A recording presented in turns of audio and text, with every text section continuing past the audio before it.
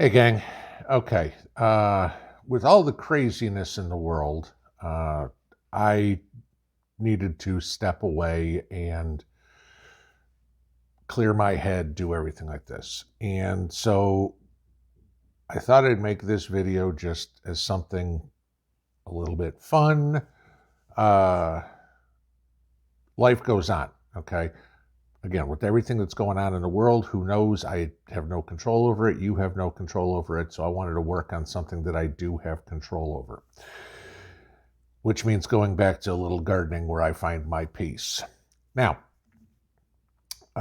we've talked many times about planting and everybody having different capabilities. You're in an apartment in the city or in the suburbs in a condo somewhere with an HOA, whatever would be, you're in the country like I am. We all have different abilities for what we can garden, the space we have, or what we want to do. Now, doesn't mean that every idea is not pertinent to every person.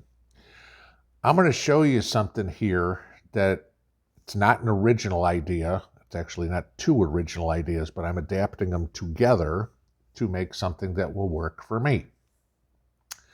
A lot of you guys talk about gardening in 5-gallon buckets, which works fabulously, okay? However, the one problem that you get with working in buckets or in pots of any size is the pots dry out very quickly. And if you've ever grown tomatoes or whatever, and if the soil gets dry and then gets wet all of a sudden, the tomatoes crack. Now, the reason I'm doing this is kind of putting two things together is I want to grow my watermelons, okay? The little personal size watermelons, bigger, about a 16-inch softball size, thereabouts, maybe a little bigger than that, not these monster 50-pound ones or whatever. So I'm going to grow them in 5-gallon buckets. And watermelons, just like tomatoes, need constantly moist soil. Not wet, not swamp water or something like that, but they can't dry out. You'll get spongy, dry, unsweet watermelons. So I wanted to show you this on how to make a self-watering 5-gallon bucket planter, if you will.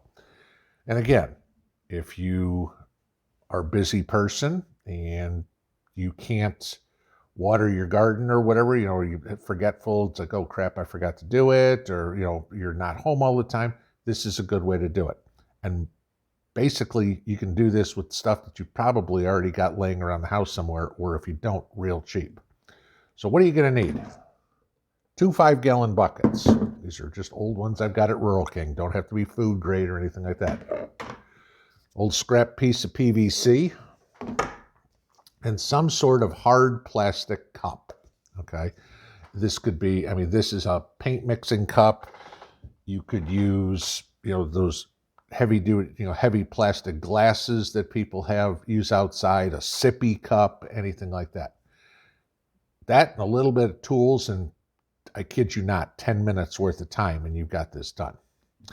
So what you're building here is you're putting 2 buckets inside each other, okay? The bottom bucket is going to be your water reservoir. The top bucket is going to be where your plants are going to go. And in a 5-gallon bucket, you have plenty of room for a root system. So let me show you how we set up the 2 buckets, and we will go from there. Okay, so for the bucket that you're going to put your plant in, I've turned it upside down, and what I've done is I've taken the cup and I've drawn a circle around there, and then drawn another one on the inside, maybe a 1/4 inch or so on the inside. And what I'm going to do is take a jigsaw and cut that out. It goes real easy, if you got a jigsaw. If you don't, you could probably do it with a box cutter or something like that. Just be careful. But a jigsaw, it took me 2 minutes tops, maybe even 1 minute. And I wind up with this. Okay, so I've got a nice hole in the middle. And I'll show you what else I'm going to do there. So after I've cut that hole in the middle, and I'll explain why, I want to drill small holes around the rest of the bucket here so that there's some drainage. And then I've got one big 1-inch hole here in the corner, and that will be for a pipe. So let me flip all this over and I'll show you why. So now I've also taken my plastic cup here, and you probably can't see it. Maybe you can, I don't know. And I've drilled a whole bunch of holes in that as well. And then as you can see, it fits nice, and I'm lifting the white bucket with the plastic one there. It fits nice and snug in there. Gravity will hold it in because right now it's upside down. So that's the basics there, and I'll show you why next.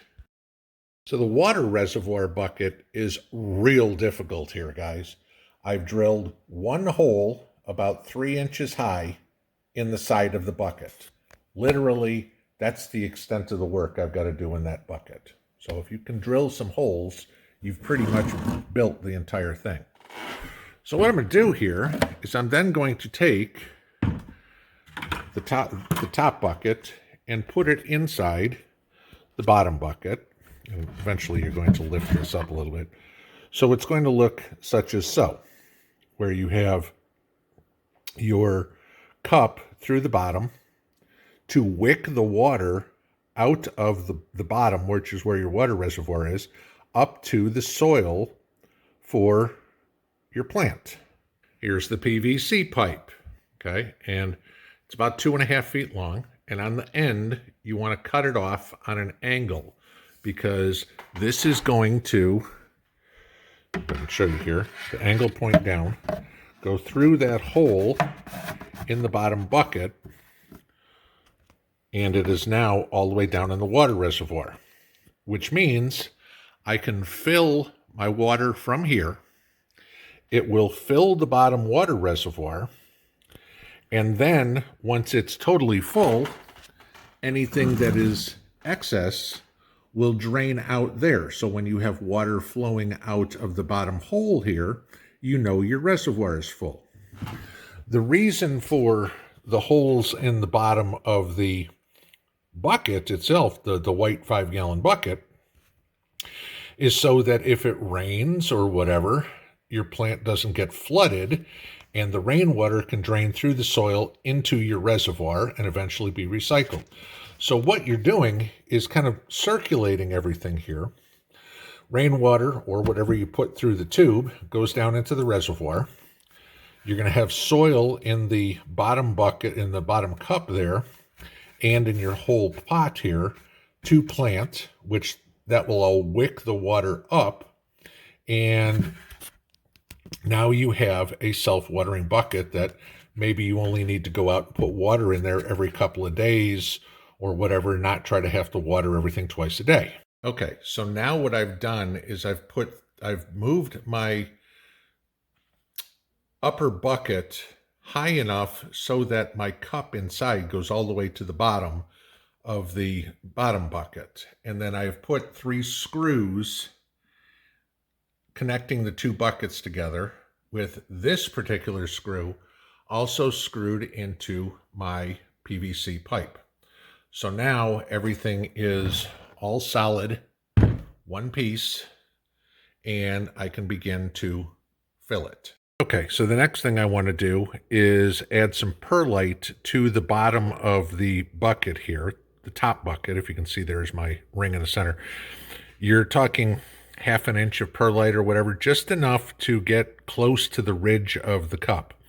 Reason you want to do this, it'll help the drainage, because all those holes that you drilled in the top of the top bucket, or in the bottom of the top bucket, you want them to be able to drain freely, like I said, in case of rain. So after this, next step is soil. All right, guys, day 2. It's a 2-day video because I wasn't going to come out here and do this in the rain yesterday.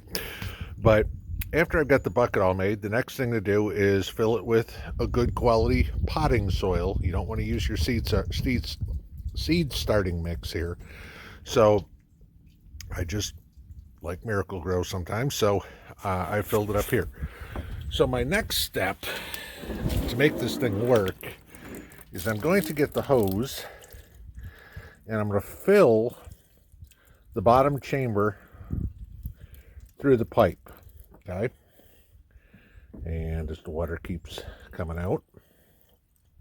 Now the advantage to this is you can also put your liquid fertilizer in, because the bottom of this bucket will hold about 1 gallon of water.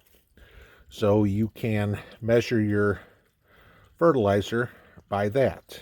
Now, this is a 2-step thing, and I'm trying to see when my reservoir is full. Take a minute here, but I'm going to know my reservoir is full when, I'll show you because it's not there yet. The hole, if you remember that I put in the bottom, water starts coming out.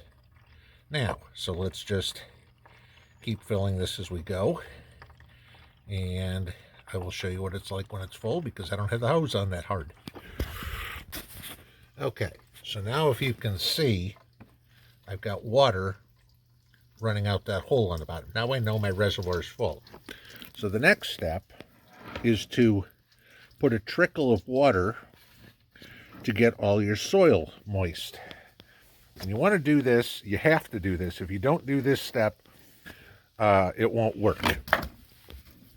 You need the soil to be completely saturated, but do it slowly because you need everything wet, especially the soil that's in the bottom of that cup, because that's where it's going to be wicking water. And again, you'll know when your soil is completely saturated, because this is why we put holes in the bottom. First reason, when the soil is totally saturated here, the water will start running out the bottom of the soil cup, or the soil pot, and then it can start wicking water. So I'll give this a few minutes and I'll be back again. And there you go. I now have water running out my bottom hole again, so I know my soil is now completely saturated. And basically at this point, I'm done. I've now built a self-wicking planter that I can put my tomatoes in, my peppers in my case, my watermelons, that will keep the soil wet the whole way through, so I don't have to worry about cracking tomatoes or, as I said before, unsweet watermelon or anything. Now, there's a couple more steps that I've got to do for building a, if you will, watermelon trellis, but it's February 28th. It's a little early to plant watermelons, so I'll show you guys what I do in summertime, a couple of months when those are ready. But here's another thing that you guys can get ready for tomato planting time, pepper planting time, anything like that. You know, plants that need regular water. And I'm just going to leave this outside, because if it rains, it's all set, no problem. It'll drain on itself, and I'll have consistently moist soil without any flooding problems and no root rot. Just thought I'd show you that one. Have a good one, guys. This hand. There we go. Pinball out.